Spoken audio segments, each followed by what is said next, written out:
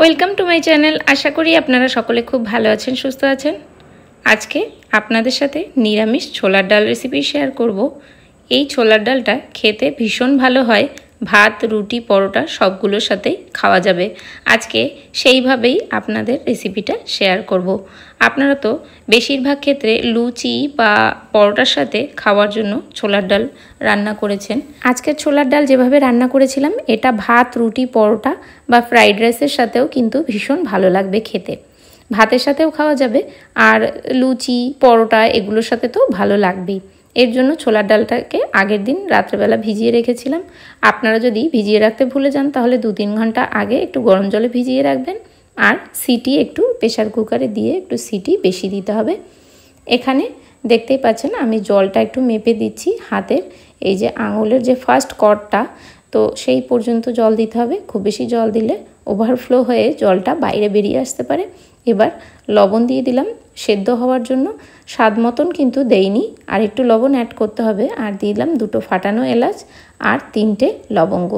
একটা সিটি দিয়েই গ্যাসটাকে বন্ধ করে দিতে হবে, বাদ বাকিটুকু প্রেশারের দমে সেদ্ধ হয়ে যাবে। এখানে আমি একটু 2 টুকরো আদা নিয়ে নিয়েছি, সেটাকে গ্রেট করে নিচ্ছি।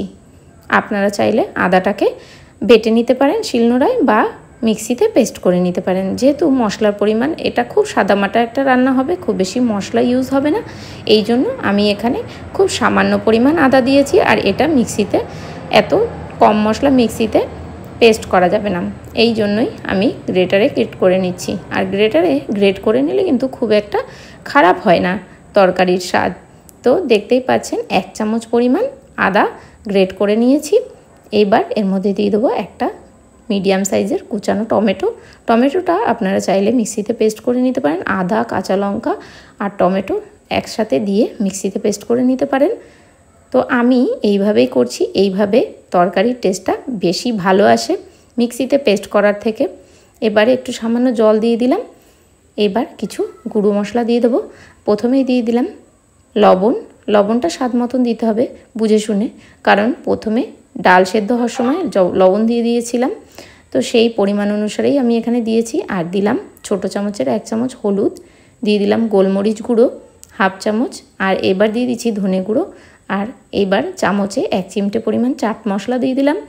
আপনারা চাইলে একটু মশলাদার খেতে চাইলে মশলার পরিমাণটা একটু বাড়িয়ে দেবেন। আমি এখানে খুব একদম সিম্পলভাবে রান্না করার চেষ্টা করছি। আর 1 চামচ, ছোটো চামচের 1 চামচ জিরা গুঁড়ি দিয়ে দিলাম। স্বাদটাকে ব্যালেন্স করার জন্য একটু চিনি দিয়ে দিচ্ছি, কারণ ছোলার ডাল একটু মিষ্টি মিষ্টি খেতেই ভালো লাগে। ছোলার ডালটা কিন্তু সেদ্ধ হয়ে গেছে। এবার কড়াইতে তেল দিয়ে দেবো। তেলটা গরম হওয়ার জন্য কিছুক্ষণের জন্য তেলটাকে এইভাবে হাই হিটে দিয়ে তেলটাকে গরম করে নিতে হবে। এবার ফোড়নে দিয়ে দিচ্ছি তেজপাতা। তেজপাতার সাথে আপনারা শুকনো লঙ্কা দিতে পারেন, তাহলে কিন্তু ভীষণ ভালো হয় টেস্টটা।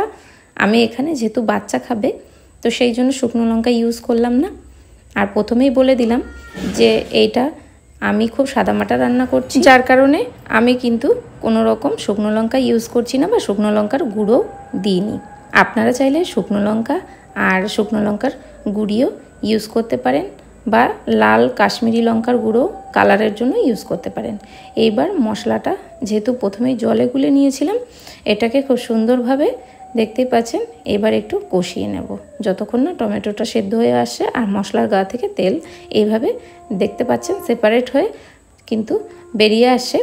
এইভাবেই এই সেপারেট হয়ে যাচ্ছে, তেলটা আলাদা হয়ে যাচ্ছে, তখনই বুঝতে হবে মশলাটা কষানো হয়ে গেছে। এইবার আমি আরেকটু সময় একটু নাড়াচাড়া করে তারপর এর মধ্যে ছোলার ডালটাকে দিয়ে দেব। আপনারা চাইলে ছোলার ডালটাকে উঠিয়ে এই মশলার সাথে একটু কষিয়ে নিতে পারেন, তবে কষিয়ে নিলে সেটার টেস্ট অন্যরকম আসে। আর এইভাবে ডাইরেক্ট দিয়ে দিলে সেটার টেস্টও কিন্তু অন্যরকম আসবে। এটা একদমই ডিপেন্ড করছে আপনাদের কোনটা খেতে ভালো লাগবে। 2টো পদ্ধতি আপনাদেরকে বলে দিলাম, তবে আমার কাছে এই পদ্ধতিটাই বেশি ভালো লাগে। যেমন সিম্পল হয় খেতে, আর খুব বেশি মশলাদার হয় না, কিন্তু খেতে কিন্তু ভালো টেস্ট হয়। এবার বেশ কিছুক্ষণ ধরে একটু ফুটিয়ে নেব, ঝোলটা যতক্ষণ না ঘন ঘন হয়ে আসছে। আর দেখতেই পেলেন ছোলার ডালটা আমি কিছুটা আধ ভাঙা, কিছুটা সেদ্ধ হয়ে গেছে, আধ ভাঙা হয়ে গেছে, আর কিছুটা আস্তে আস্তে আছে, এইভাবে এই ওরকম অবস্থাতেই নামিয়ে নিয়েছি। যেহেতু এটা ভাতের সাথেও খাওয়া যাবে বা ফ্রাইড রাইসের সাথেও খাওয়া যাবে বা পোলাওয়ের সাথে, সেই রকমভাবেই রান্না করছি। আপনারা যদি চান আর একটু গোটা গোটা রাখতে পারেন, সেক্ষেত্রে সিটি দিয়ে বেশিক্ষণ প্রেশার কুকারের মধ্যে দমে রাখবেন না। একটা সিটি দেওয়ার সাথে সাথে ঠান্ডা করে প্রেশার কুকার খুলে দেবেন, তাহলে কোনো সমস্যা হবে না। তো এই যে ছোলার ডাল রান্না শেষ। লাস্টে একটু নামানোর সময় বেশি করে গরম মশলা দিয়ে নামিয়ে নিলাম। আপনারা চাইলে ঘি আর একটু চিনি ইউজ করতে পারেন, কিন্তু আমি এখানে দিলাম না। এইভাবেই খেতে ভীষণ ভালো হয়। আপনারা বাড়িতে ট্রাই করে দেখতে পারেন। যদি ট্রাই করে থাকেন আমার মতন, তাহলে আমাকে কমেন্টে এসে ছোট্ট একটা কমেন্ট করে জানিয়ে যাবেন। আজকের মতন ভিডিওটা এখানেই এন্ড করছি। আবার দেখা হচ্ছে নেক্সট ভিডিওতে।